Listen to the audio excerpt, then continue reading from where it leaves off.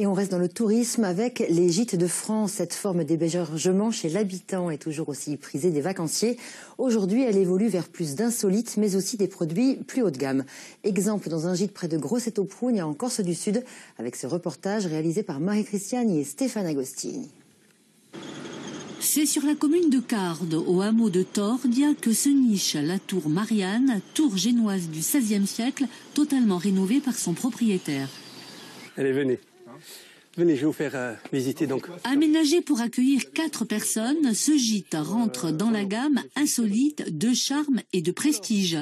Du haut de gamme donc que semblent apprécier les visiteurs. Au XVIe siècle, donc c'était une tour, on appelle ça une tour génoise. Venir passer quelques jours ici en retraite, je trouve ça magnifique. Autant à l'extérieur qu'à l'intérieur, ça reste une décoration très originale, liant à la fois le moderne et en gardant le charme de l'ancien. C'est très agréable.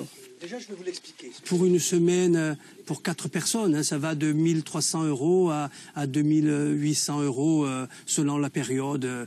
Bon, c'est vrai qu'on ne loue pas énormément parce que c'est déjà un produit sélectif, mais ça équilibre les choses puisque justement, quand elle n'est pas louée, c'est nous, la famille, ma fille et moi qui en profitons. Environ une quinzaine de semaines sont louées chaque année sur les 1260 gîtes et 235 chambres d'hôtes que gère Gîtes de France en Corse. La gamme insolite de charme et de prestige représente pour l'instant une très petite partie de l'ensemble. C'est une niche pour l'instant, hein. Ça correspond aussi à une clientèle très ciblée, très particulière, puisque les tarifs correspondent aussi à du haut de gamme. Et sur l'intégralité de notre offre, nous sommes environ à 3%. Et puisqu'on découvre le hameau de Tordia et sa tour génoise, terminons la balade par la chapelle sans fructuose qui jouxte le gîte et qui ajoute au charme du lieu.